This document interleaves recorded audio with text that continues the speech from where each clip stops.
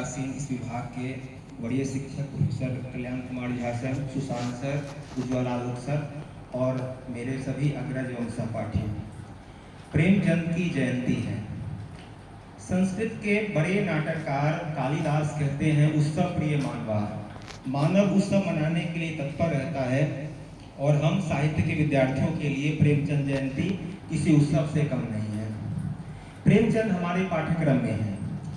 प्रेमचंद इसलिए भी महत्वपूर्ण है, यदि उत्तर भारत के जनजीवन से आपको सीधा साक्षात्कार करना हो तो प्रेमचंद का साहित्य मार्गदर्शक की भूमिका में हमारे बीच उपस्थित होता है।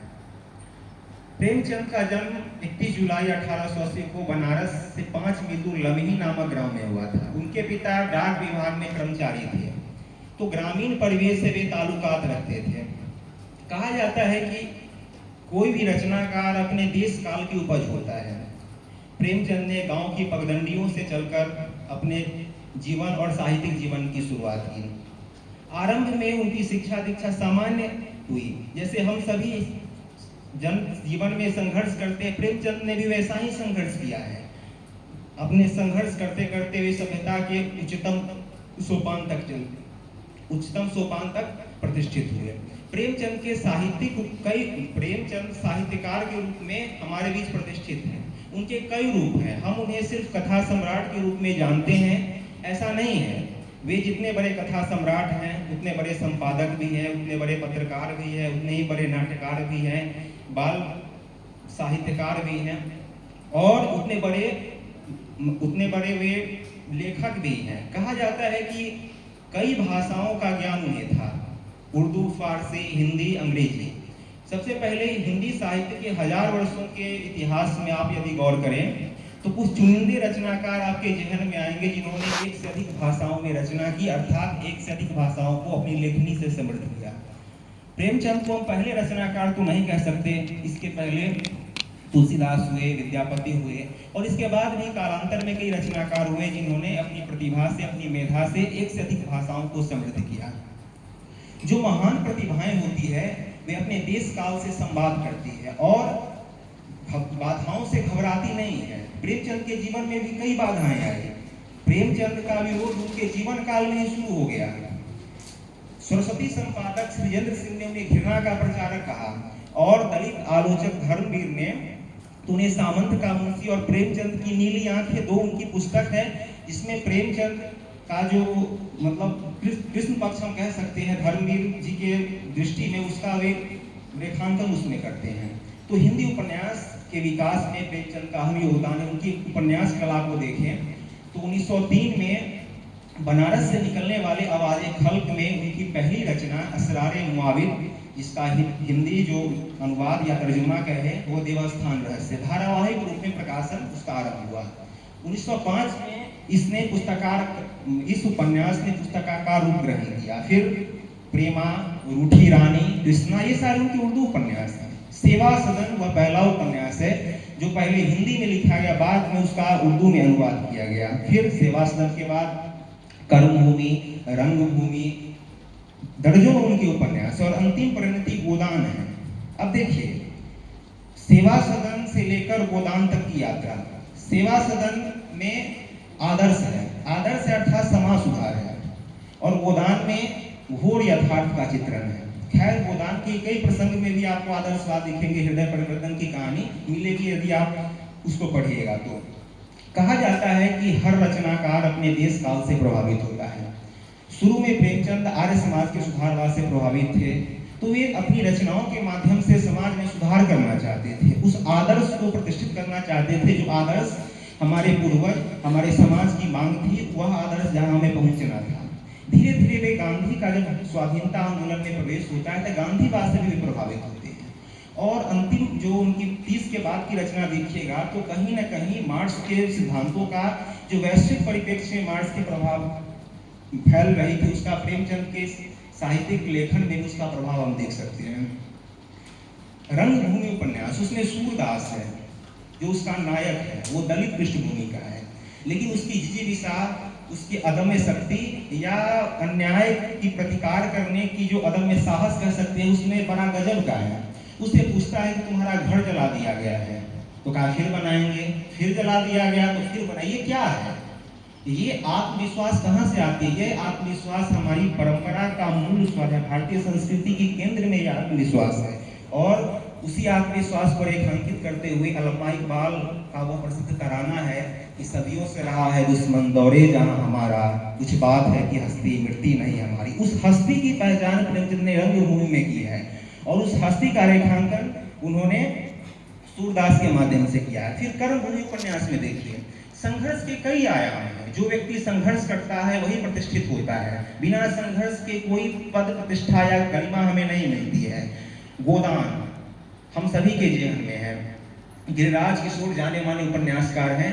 उन्होंने गोदान पर टिप्पणी करते हुए लिखा है कि यह महाजनी सभ्यता का महाभाष्य है। गोदान के प्रारंभ में ही होरी के मुख से यह उद्धरण आप पढ़े होंगे या सुने होंगे कि जब सामंत के बात के तले अपने जो गर्दन दबी हो तो पांव सहलाने में ही ये क्या है, ये गर्दन किसकी है, ये पांव किसकी है? यह सामंतवाद का पांव है। यह सामंतवाद के गर्भ से ये पूंजीवाद का पांव है।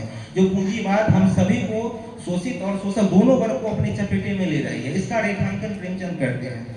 फिर निर्मला उपन्यास में उनकी नारी भावना को देख सकते हैं कि कैसे निर्मला की शादी वो बुजुर्ग तोताराम से किया जाता है। अनमेल विवाह की समस्या को वहां ये दर्शाते हैं। अब हिंदी कहानी को गौर से देखिए। जिस हिंदी कहानी के प्रारंभ को हम लोग जानते हैं कि 19वीं शताब्दी से उसका प्रारंभ होता है और जब प्रेमचंद हिंदी लेखन में आते हैं, इससे पहले वे उर्दू साहित्य में प्रतिष्ठित हो चुके थे कहानीकार के रूप में।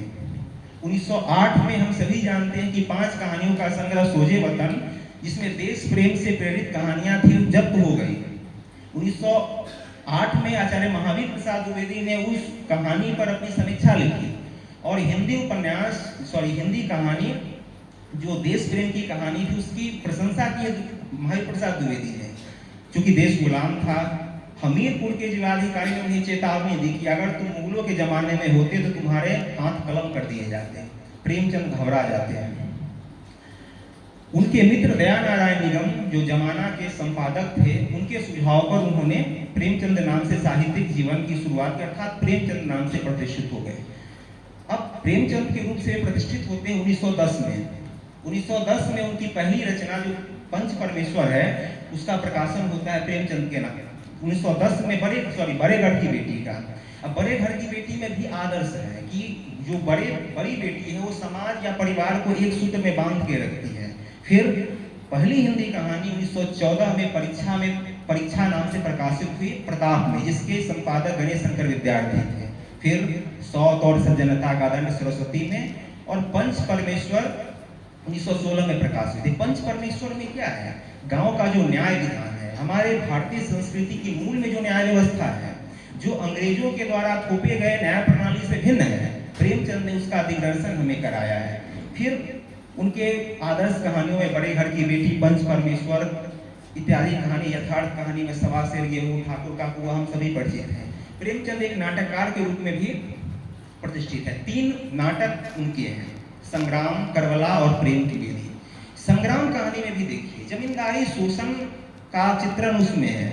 उसमें अछूतों के मंदिर प्रवेश के लिए किए जा रहे जनतांत्रिक आंदोलन का चित्रण भी है। करबला नाटक में देखिए क्या है। करबला नाटक में भारत की जो गंगा जमुनी संस्कृति है, जो समन्वय की भावना भारतीय संस्कृति की मूल में है, उसका रेखांकन उन्होंने किया है। करबला में धर्म संबंधी प्रेमचंद के विचार को भी हम देख सकते हैं। फिर प्रेम की बेदी, आप गौर कीजिए, प्रेम की बेदी के प्रकाशन के समय को सिंदूर की होली लक्ष्मी नारायण जी का या ध्रुव स्वामी जो प्रसाद की अंतिम नाटक लिखती है, जिसमें प्रेम की समस्या और बेमेल विवाह का रेखांकन भी है।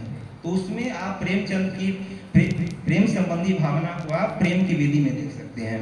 प्रेमचंद एक पत्रकार के रूप में प्रतिष्ठित हैं।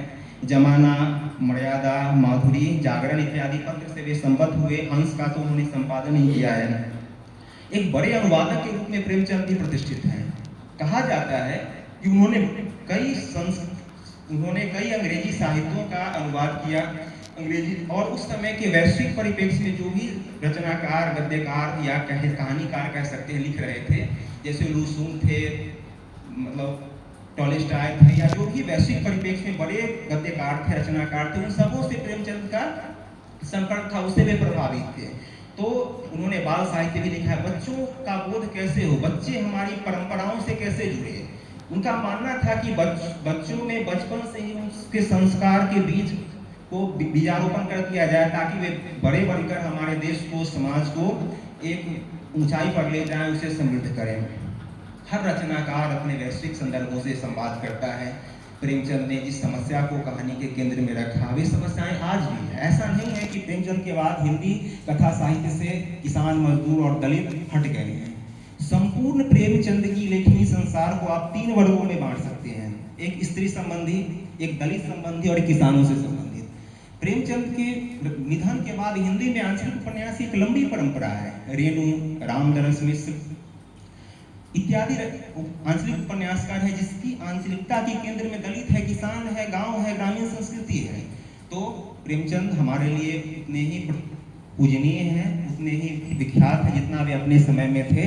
हमें प्रेमचंद की रचना से सीखना चाहिए और मैं आज उनकी जन्म जयंती पर उन्हें श्रद्धा